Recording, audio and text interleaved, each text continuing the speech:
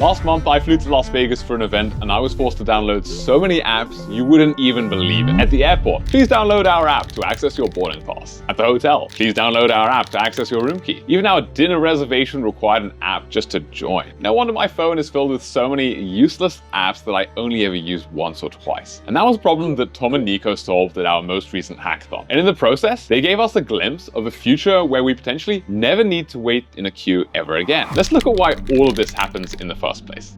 Think about all the moments in life where we need a ticket to access something. To get on a plane, you need a plane ticket. To go to the movies, you need a movie ticket. To get to a concert, you need a concert ticket. And everywhere we go, we just generate all these one-time tickets that eventually get thrown away. It's wasteful and it's not exactly eco-friendly. But then along came the mobile phone. We can now download digital copies of our tickets. We can scan a QR code. This gave way to a whole new problem. The average person has over 80 apps on their phones, and yet they use fewer than 10 of them each day. I have dozens of apps on my phone, but I can only think of a handful that I use on a day-to-day basis. Companies keep on shoving new apps onto us because every ticket, every coupon, every rewards program, it lives in its own silo. Sometimes I don't even know where to find a ticket for an event because I have like 5 different events that I'm going to, 5 different apps, and it's getting ridiculous. All of my access cards are in the same place, my phone. So why can't I just tap my phone and have it automatically know and detect what app it's looking for? That's exactly what these two founders built. This issue seems small at first, but with the amount of people it impacts on such a regular basis, it quickly becomes a massive problem. And that's why they are the winners of our recent hackathon. Now, if we're going to learn anything from their success, the first and most important thing to realize is that they weren't trying to come up with the next big innovative idea like, oh, what if I could connect an NFC chip to an Apple Wallet and then use the blockchain and Polkadot and this and that. No, take a step back and just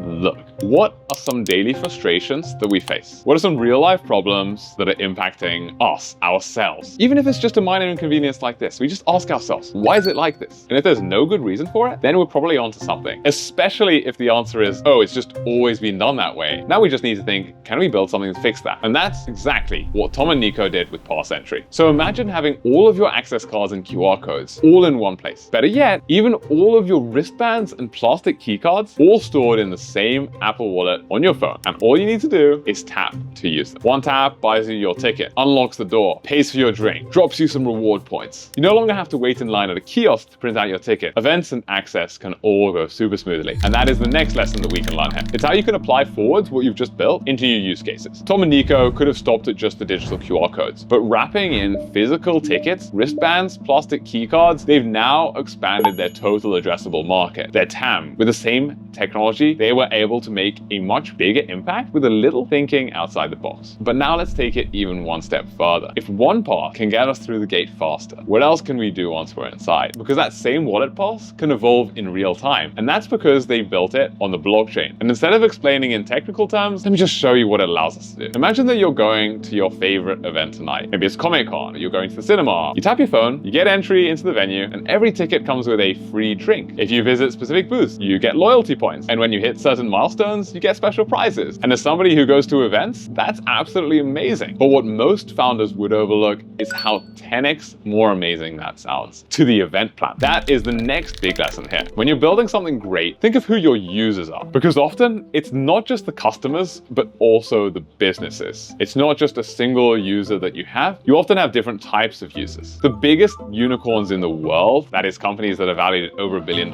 they absolutely max out on this approach. Uber helps both the driver and the passenger because it's a marketplace. Airbnb helps both the renter and the owner. And many products are marketplaces, even though we don't necessarily think of them. Even Facebook or Instagram, you've got people who create content and you've got people who consume it. You've got different types of users who do different things on your platform and add different types of value. And that's exactly what PassEntry is able to take advantage of. It's that they allow customers to take part in interactive experiences, and then they allow the venues to design those experiences as well. And there's this amazing symbiotic relationship between both of them. It's no wonder that Tom and Nico attracted the attention of Universal at our hackathon. Yeah, the Universal Studios. They had the exact problem that Tom and Nico were solving, and when they saw it, they were like, all right, Tom and Nico, they literally said, you guys are coming out to Universal Studios in Orlando, and we are going to use this. So literally from just a hackathon, finding a problem, understanding their users, they were able to build so much, and I literally cannot wait to see what they cook up next. And if you're like Tom and Nico and you have this problem that you want to solve and you've just been dying to build it, then come along to one of our hackathons. We'll help you launch your idea in 48 hours, and you could potentially be the next story that we tell on here. And of course, a little bit of prize money wouldn't hurt either. But in all seriousness, we do host these these events for a reason, because technology and AI, Web3, and very internet itself is evolving at such an insane rate. And we need builders just like you to help us build it. Honestly, the next Bill Gates or Mark Zuckerberg is out there. They could be you watching this on YouTube. But wherever you are, I honestly would love to see you at the next hackathon. We need your help. We need to build this together. So I'll see you at our next hackathon.